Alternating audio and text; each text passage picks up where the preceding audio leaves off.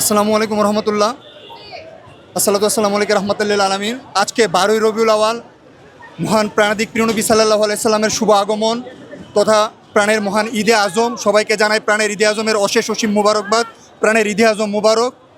আজকের এই দিনটা অন্যান্য দলমত ঈদে মিলাদুন্নবী বা অন্যান্য সিরাতুন্নবী ইত্যাদি বিভিন্ন শব্দে পালন করে, কিন্তু দুনিয়ার বুকে সর্বপ্রথম মানবতা রাজনীতির প্রবর্তক এবং বিশ্ব ইনসানীয় বিপ্লবের সম্মানিত প্রতিষ্ঠাতা এবং বিশ্ব সুন্নি আন্দোলনের যিনি প্রবর্তক সৈয়দ আল্লামা ইমাম হায়াত আলাইহি রহমা আজকের এই দিনটাকে ঈদে আজম হিসেবে ঘোষণা করেছেন। ঈদ মানে খুশি, আজম মানে সর্বশ্রেষ্ঠ।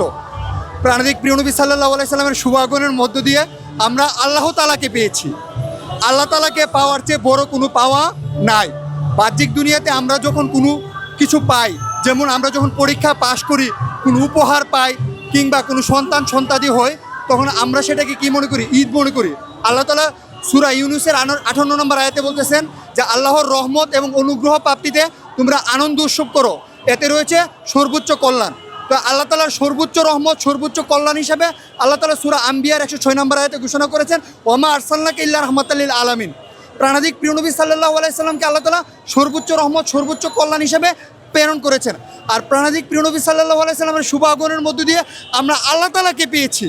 আল্লাহ তাআলাকে পাওয়ার যেহেতু বড় কোনো পাওয়া নাই।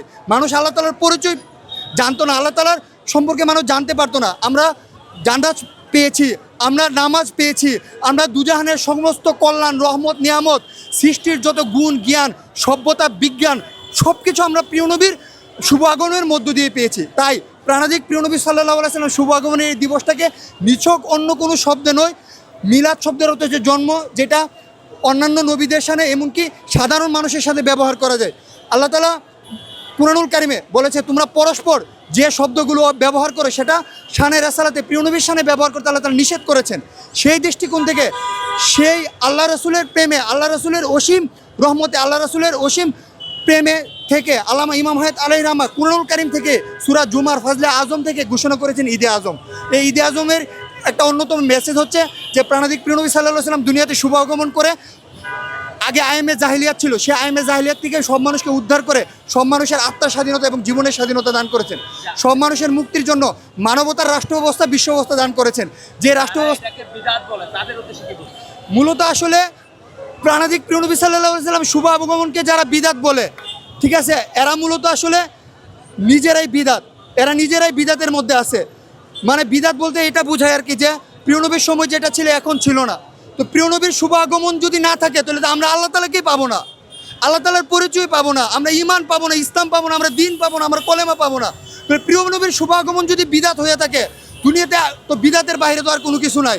এই মসজিদ বিদাত, মাদ্রাসা বিদাত, ঈমান বিদাত, ইসলাম বিদাত, দ্বীন বিদাত, সব কিছুই বিদাত। কারণ তখন তো কোনো কিছু ছিল না, আপনিও ছিলাম না, আমিও ছিলাম না, এই স্কুল কলেজ ইউনিভার্সিটি কোনো কিছু ছিল না। মূলত এই বিদাত শব্দের আড়ালে মূলত বাতিল ফেরকাকে তারা কায়েম করতে চায়। ইসলামের ছদ্মনামে জঙ্গিবাদ, উগ্রবাদকে তারা মূলত কায়েম করতে চায়। এই বিদাত শব্দের আড়ালে মূলত আসল ইসলামের যে ধারা, শান্তিময় ইসলামের যারা ধারা, রাহমাতাল লিল আলামিনের রহমতের যে ধারা, এই রহমতের ধারাটাকে তারা পৃথিবী থেকে তুলে দিতে চায়। সিরাতুন নবী প্রাণাদিক প্রিয় নবী সাল্লাল্লাহু আলাইহি সাল্লামের জীবনী নিয়ে আলোচনা। প্রাণাদিক প্রিয় নবী সাল্লাল্লাহু আলাইহি সাল্লামকে জীবন নেই সবাই মানে। আপনি দেখবেন যে নেলসন ম্যান্ডেলাও তার আদর্শ হিসেবে প্রাণাদিক প্রিয় নবী সাল্লাল্লাহু আলাইহি সাল্লামকে মানত। প্রিয় নবীর জীবনী নিয়ে অনেক কাফেররা স্টাডি করেছে। বাহ্যিকভাবে প্রিয় নবীকে, বাহ্যিক দৃষ্টিকোণ থেকে প্রাণাদিক প্রিয় নবী সাল্লাল্লাহু আলাইহি সাল্লাম জীবনী যদি কেউ পড়ে, সেটার জন্য তার জীবনের আখলাক থেকে শুরু করে, চরিত্র থেকে শুরু করে অনেক দিক থেকে উন্নতি হবে, কিন্তু সে মুমিন হবে না। কেন জানেন? এই কারণে মুমিন হবে না, কারণ আল্লাহর রাসূল হিসেবে যদি বিশ্বাস না করে, আল্লাহ তাআলার রাসূল হিসেবে যদি বিশ্বাস না করে, আল্লাহ তাআলার সংযোগ, বন্ধন এবং আল্লাহ তাআলা পাওয়ার একমাত্র কেন্দ্র হিসেবে যদি বিশ্বাস না করে, কেবল বাহ্যিক প্রিয় নবীর জীবনী, বাহ্যিক বস্তুবাদী দৃষ্টিকোণ থেকে পড়লে সে ঈমান পাবে না, আল্লাহ তাআলার সংযোগ পাবে না, আল্লাহ তাআলার বন্ধন পাবে না। তাই সবাইকে অনুরোধ থাকবে যে ঈদে আজম যে লক্ষ্যে, ঈদে আজম যে লক্ষ্যে প্রাণাদিক প্রিয় নবী সাল্লাল্লাহু আলাইহি সাল্লামের শুভ আগমন, যা কুরআনুল কারিমে বলা হচ্ছে হককে কায়েম করা, বাতিলকে উৎখাত করা, সেটার লক্ষ্যে আল্লামা ইমাম হায়াতের আহ্বানে আমরা বিশ্ব সুন্নি আন্দোলন, বিশ্ব ইনসানীয় বিপ্লবে কাজ করছি। ধন্যবাদ। আসসালামু আলাইকুম।